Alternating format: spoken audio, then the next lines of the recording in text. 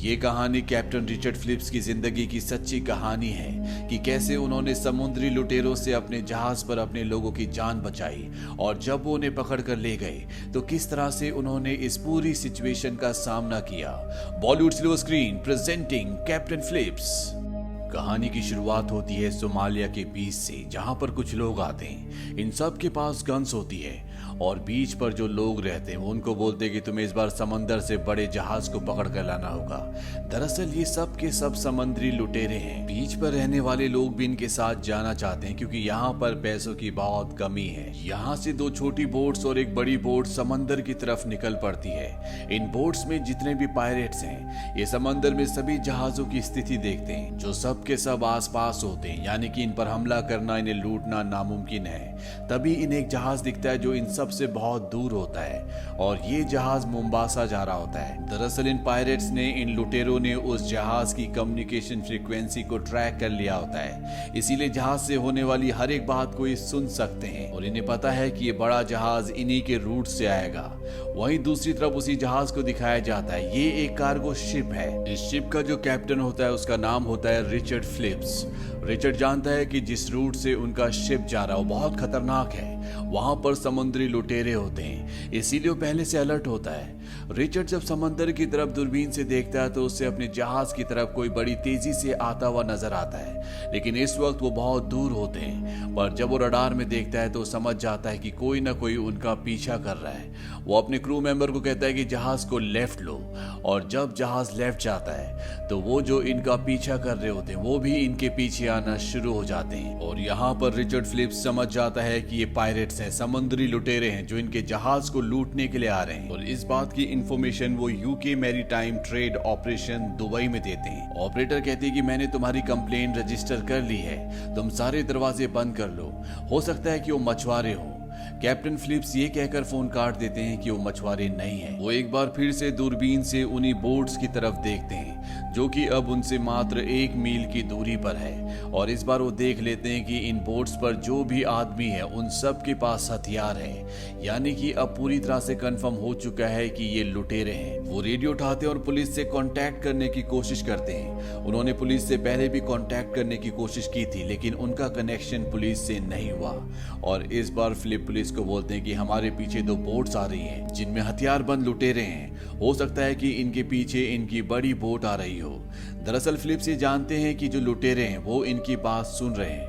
लुटेरे सारी बात सुन रहे होते हैं और अगले पल फिलिप्स आवाज बदलकर कहते हैं कि 5 मिनट में तुम तक आर्मी का हेलीकॉप्टर मदद के लिए पहुंच जाएगा।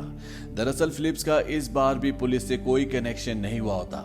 वो खुद ही आवाज बदलकर बोलते हैं ताकि लुटेरों को ये बात पता चल जाए और वो वापस चले जाए। और होता भी ऐसे ही है, दोनों बोट्स में से एक बोट वापस चली जाती है क्योंकि वो अपनी जान का खतरा नहीं लेना चाहते। वहीं पीछे एक और बड़ी बोट होती है जिसमें एक बूढ़ा आदमी होता है, वो भी डर जाता है और इनका पीछा करना बंद कर देता है। पर अब भी एक बोट जिसमें 4 लुटेरे हैं वो लगातार शिप के पीछे जा रहे होते हैं। कैप्टन फिलिप्स कहते हैं कि इन्हें लहरों में उलझाना होगा। वो शिप की स्पीड कम कर देते, उसे राइट और लेफ्ट ले जाते हैं जिससे बहुत बड़ी बड़ी लहरें बनती हैं और लहरों के प्रेशर की वजह से इन 4 लुटेरों की बोट का इंजन खराब हो जाता है। वहीं कैप्टन फिलिप्स का शिप अब इनसे दूर निकल चुका है। रात को यहाँ पर जितने भी क्रू मेंबर्स होते हैं वो सब के सब मिलते हैं। ये आपस में डिस्कस करते हैं कि अगर उन्होंने दोबारा से हमला किया तो हम क्या करेंगे।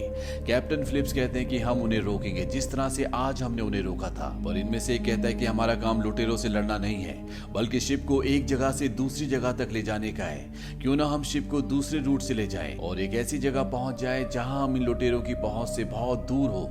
वैसे भी अगर हम शिप को पूरी स्पीड से चलाएं तो 8 घंटों में हम 100 से 150 मील का सफर तय कर सकते हैं। कैप्टन फिलिप्स सबको समझाते हैं कि अफ्रीका के जिस इलाके में हम इस वक्त हैं यहाँ पर लुटेरों के 5 अलग अलग ग्रुप्स काम करते हैं। हर 300 मील पर हमें लुटेरों का सामना करना पड़ेगा, इसीलिए हमें अपनी सही डेस्टिनेशन यानी कि मोम्बासा की तरफ जाना चाहिए और ये उसी तरफ निकल पड़ते हैं। पर अगली सुबह एक बार फिर से वही लुटेरे जिनकी बोट का इंजन खराब हो गया था वो इनके शिप का पीछा करना शुरू कर देते हैं। कैप्टन फिलिप्स से देख लेते हैं, इसीलिए वो समुद्री पुलिस को कॉल करते हैं और इस बार उनका कनेक्शन मिल जाता है। वो समुद्री पुलिस को बताते हैं कि कुछ लुटेरे हमारे शिप के ऊपर हमला करने वाले हैं समुद्री पुलिस कहती है कि हम जल्दी तुम तक मदद भेजने की कोशिश करेंगे। यहाँ पर कैप्टन फिलिप्स जहाज के चारों तरफ जो पानी के प्रेशर पंप्स होते हैं उन्हें ऑन कर देते हैं ताकि पानी के प्रेशर से लुटेरों की बोट इनके शिप तक ना पहुंच पाए। वो उन पर हमला भी करते हैं लेकिन उस हमले से वो बच जाते हैं और अब चारों लुटेरे इनके शिप के ऊपर पहुंच चुके हैं। कैप्टन फिलिप्स समझ जाते हैं कि उनका जहाज अब उनके कब्जे में है, इसीलिए टेलीफोन से वो अपने लोगों को अनाउंस करते हैं कि सब के सब नीचे इंजन रूम में छुप जाएं। मैं नहीं चाहता कि कोई भी बंदी बने। जब तक मैं बाहर निकलने से पहले एक पासवर्ड सपर टाइम ना बोलूं, कोई भी बाहर नहीं निकलेगा। और अब यहाँ पर वो चारों लुटेरे पहुंच जाते हैं जो कैप्टन फिलिप्स को और उनके 2 लोगों को बंदी बना लेते हैं। इनका जो सरदार होता है उसका नाम म्यूसा होता है। वो कैप्टन फिलिप्स को कहता है तुम्हें डरने की जरूरत नहीं है, हम यहाँ किसी को मारने नहीं बल्कि सौदा करने के लिए आए हैं। कैप्टन फिलिप्स इन सभी लुटेरों को बताते हैं कि इस पूरे शिप में सिर्फ खाने पीने का सामान और डॉक्यूमेंट्स हैं। हमारे पास मात्र $30,000 हैं। अगर तुम चाहो तो पैसा लेकर तुम यहाँ से जा सकते हो।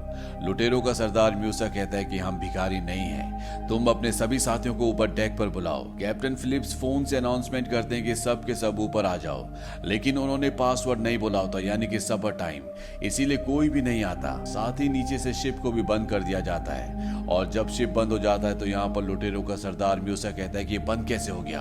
कैप्टन फिलिप्स कहते हैं कि हमने इसे बहुत स्पीड से चलाया था, इसीलिए शायद इसमें कुछ खराबी आ गई। यहाँ पर लुटेरे एक बार फिर से अनाउंसमेंट करते हैं। वो कहते हैं कि नीचे जितने भी लोग हैं अगर जल्द से जल्द ऊपर ना आए तो हर 1 मिनट में हम तुम्हारे एक आदमी को मार देंगे। पर इस बार भी कोई ऊपर नहीं आता क्योंकि ये कैप्टन फिलिप्स के ऑर्डर थे। जब तक वो पासवर्ड नहीं कहेंगे सपर टाइम, कोई भी बाहर नहीं आएगा। वो म्यूसा को अपने लोगों को ना मारने के लिए कन्विंस भी कर लेते हैं।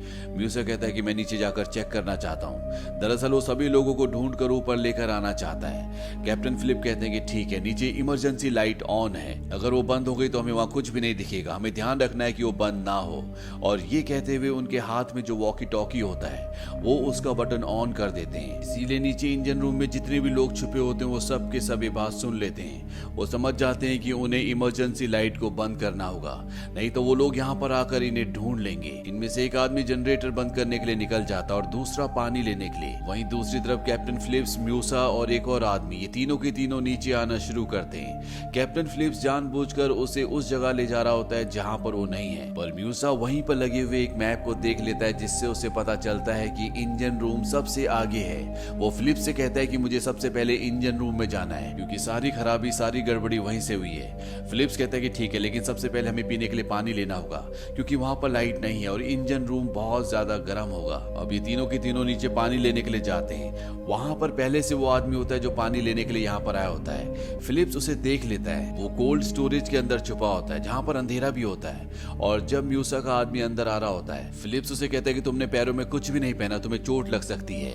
इसके बाद ये तीनों के तीनों यहाँ से निकल जाते हैं। फिलिप्स अपने आदमी को बचा लेता है, लेकिन उस आदमी ने सुन लिया होता है कि फिलिप्स ने कहा है कि उसने पैरों में कुछ भी नहीं पहना। इसीलिए वो वॉकी टॉकी से इंजन रूम में छुपे हुए अपने सभी साथियों को बता देता है कि जो लोग तुम्हारी तरफ आ रहे हैं उन्होंने पैरों में कुछ नहीं पहना, तुम दरवाजे पर कांच बिखेर देना ताकि वो जख्मी हो जाए। वो लोग ऐसे ही करते हैं। और जब फिलिप्स, म्यूसा और उसका आदमी उस तरफ जाते हैं तो म्यूसा के आदमी के पैरों में कांच चुभ जाता है जिससे उसके पैर जख्मी हो जाते हैं।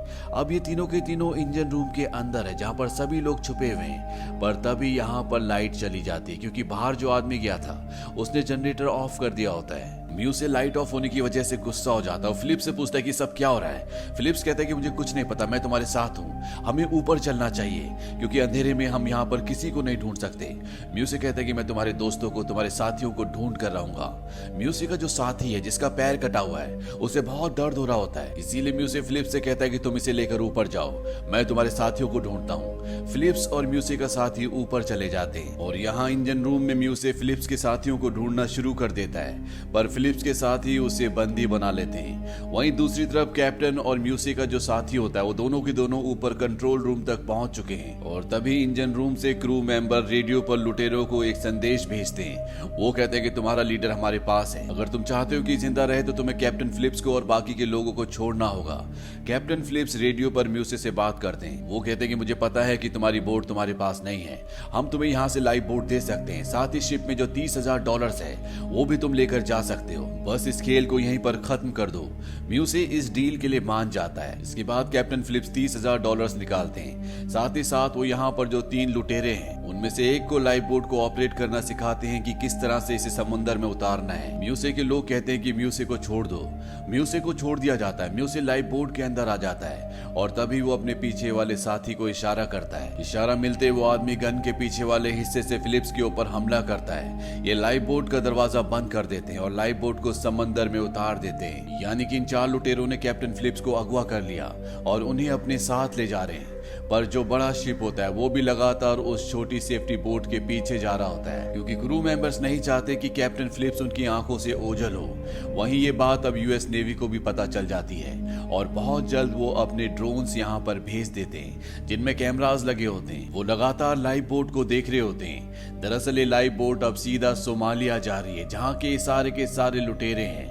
वहां जाकर ये उस कंपनी से जिस कंपनी के लिए कैप्टन फिलिप्स काम करते हैं उनसे पैसों की मांग करेंगे।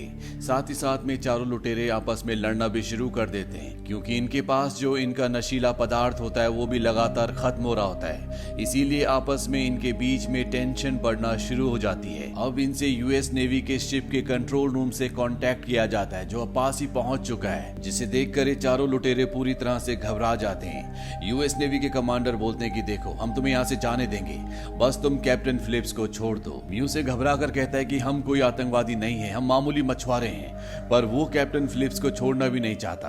वो कहता है कि हम कैप्टन फिलिप्स को तभी छोड़ेंगे जब तुम हमें $10 मिलियन दोगे। म्यूसे को बताया जाता है कि ये इतना आसान नहीं है, इसमें वक्त लगता है, लेकिन तब तक हम तुम्हें खाना और पानी देने आना चाहते हैं। म्यूसे इस बात के लिए मान जाता है क्योंकि उनके पास खाना और पानी दोनों की कमी होती है। कुछ ही देर बाद यूएस नेवी की 2 छोटी-छोटी बोट्स इन तक पहुंच जाती है। वो कहते हैं कि हम पहले कैप्टन फिलिप्स को देखना चाहते हैं। वो कैप्टन फिलिप्स को बाहर लेकर आते हैं। कैप्टन फिलिप्स यूएस नेवी से पूछते हैं कि मेरे परिवार को पता है कि मैं कहां पर हूं। यूएस नेवी कहती है कि हाँ, हम उन्हें पल पल की खबर दे रहे हैं। कैप्टन फिलिप्स कहते हैं कि मेरे परिवार को पता होना चाहिए कि मैं लाइफ बोट में सीट नंबर 15 पर हूं। दरअसल ये एक तरह से यूएस नेवी को इंडिकेशन होता है कि वो लाइफ बोट के अंदर सीट नंबर 15 पर बैठे हुए हैं। वहीं म्यूसे का साथी जब देखता है कि म्यूसे लगातार नेवी वालों से बात कर रहा है, तो वो कैप्टन फिलिप्स के कान के पास गोली चलाता है और म्यूसे को अंदर आने के लिए बोलता है। वो कहता है कि तुम्हें उनसे ज्यादा बात करने की जरूरत नहीं है। यहाँ पर जब नेवी वाले गोली की आवाज सुनते हैं तो वो अपनी बोट्स को वापस बुला लेते हैं। इसके बाद एक बार फिर से म्यूसे को रेडियो पर कॉल किया जाता है, ये जानने के लिए कि कैप्टन फिलिप्स ठीक है कि नहीं। कैप्टन फिलिप्स कहते हैं कि मैं ठीक हूँ। यहाँ पर अब रात हो जाती है और बहुत जल्द अब ये सोमालिया पहुंच जाएंगे। अगर ये सोमालिया पहुंच गए तो इसके बाद यूएस नेवी या आर्मी चाहकर भी कैप्टन फिलिप्स को नहीं ढूंढ पाएगी। कैप्टन फिलिप म्यूसे को कहते हैं कि मुझे टॉयलेट जाना है। वो उसे टॉयलेट जाने की इजाजत दे देते हैं। उनके साथ बाहर वही लुटेरा होता है जिसके पैर पर कांच चुभा था। कैप्टन फिलिप्स उसे पानी में धक्का देते हैं और खुद भी पानी में दूसरी तरफ कूद जाते हैं। वो अपने बड़े बड़े यूएस नेवी के शिप्स की तरफ बढ़ना शुरू कर देते हैं। वहां पर यूएस नेवी को पता चल जाता है कि पानी में कोई 2 लोग कूदे हैं, लेकिन अंधेरा होने की वजह से वो कंफर्म नहीं कर पाते। और इससे पहले कि यूएस नेवी कोई एक्शन ले पाती या कैप्टन फिलिप्स तक पहुंच पाती, म्यूसे लाइफ बोट लेकर उस तक पहुंच जाते हैं और एक बार फिर से वो कैप्टन फिलिप्स को पकड़ लेते हैं। पर अब यहाँ पर हेलीकॉप्टर से यूएस सील भी पहुंच चुकी है, जो चारों तरफ से इनकी लाइफ बोट को घेर लेती है।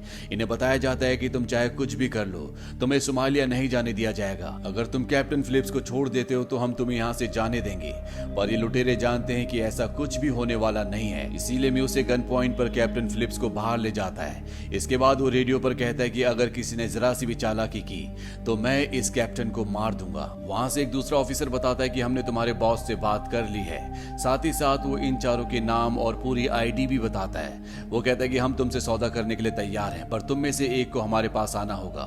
म्यूसे वहां जाने के लिए तैयार हो जाता है। अगले पल यहाँ पर यूएस नेवी की 2 बोट्स आ जाती हैं और वो लुटेरों की लाइफ बोट पर एक रस्सी बांध देते हैं ताकि इनकी बोट उनके कंट्रोल में रहे। साथ ही साथ वो इनकी बोट पर एक डिवाइस भी लगा देते हैं ताकि जो भी ये बातें अंदर करे वो सब के सब ये सुन सकें। यूएस नेवी वाले कैप्टन फिलिप को पहनने के लिए एक ड्रेस देते हैं और कहते हैं कि तुम अपनी जगह पर वापस बैठ जाना, और म्यूसे को यहाँ से लेकर चले जाते हैं। इसके बाद बचे हुए 3 लुटेरों की लाइफ बोट की तरफ बड़ी बड़ी लाइट्स जला दी जाती हैं, जिससे उन्हें आगे कुछ भी नहीं दिखता। और और सामने यूएस आर्मी के शिप पर जो स्नाइपर्स होते हैं वो इन्हें निशाने पर लेने की कोशिश करते हैं, पर सब के सब निशाने पर नहीं आते। अब वो इनकी लाइफ बोट को अपनी तरफ खींच भी रहे होते हैं। लुटेरे इस बात को माइंड नहीं करते क्योंकि इनका एक आदमी उन्हीं के पास है, साथ ही साथ इनकी डील भी होने वाली है। वहीं कैप्टन फिलिप्स को लगता है कि अब वो नहीं बचेंगे क्योंकि यहाँ पर टेंशन बहुत ज्यादा बढ़ चुका होता है और वो अपने परिवार को लेटर लिखते हैं। तभी एक लुटेरा उन्हें देख लेता है, उनके आपस में हाथापाई होना शुरू हो जाती है और जल्दी ये फिलिप्स को कंट्रोल कर लेते, उसके हाथ बांध देते, साथ ही आंखों में पट्टी भी बांध देते हैं। और ये लुटेरे समझ चुके हैं कि इनके साथ खेल खेला जा रहा है और इनमें जो सबसे खतरनाक और सबसे बड़ा लुटेरा होता है वो तय करता है कि वो फिलिप्स को शूट कर देगा, जबकि दो लुटेरे होते हैं वो ऐसा नहीं चाहते। वहीं अमेरिकन स्नाइपर्स जिन्होंने इन्हें निशाने पर लिया हुआ है, उनके निशाने पर अभी दो होते हैं। अब इन्हें ऑर्डर मिलते हैं कि इनकी बोट को खींचना बंद करो और जैसे वो लाइफ बोट को खींचना बंद करते हैं उनकी लाइफ बोट पर एक झटका लगता है जिससे तीनों के तीनों लुटेरे निशाने पर आ जाते हैं और स्नाइपर्स उन तीनों को एक साथ मार देते हैं। इसके बाद कैप्टन फिलिप्स को रेस्क्यू कर लिया जाता है। हालांकि वो अभी भी एक गहरे सदमे में होते पर उनकी जान बच चुकी है। इसी के साथ ये कहानी खत्म हो जाती है। म्यूसे जिसे यूएस नेवी ने पकड़ लिया था उसे 33 सालों की सजा दी जाती है। आज भी वो जेल में है। ये कैप्टन रिचर्ड फिलिप्स की जिंदगी की सच्ची घटना है जो सन 2009 में घटी थी और सन 2013 में इस पर फिल्म बनी थी कैप्टन फिलिप्स। IMDb पर इस फिल्म की रेटिंग है 7.8। इस फिल्म का बजट था $55 मिलियन और बॉक्स ऑफिस पर इसने कमाई की थी $220 मिलियन की। उम्मीद करते हैं कि सच्ची कहानी आपको पसंद आई होगी।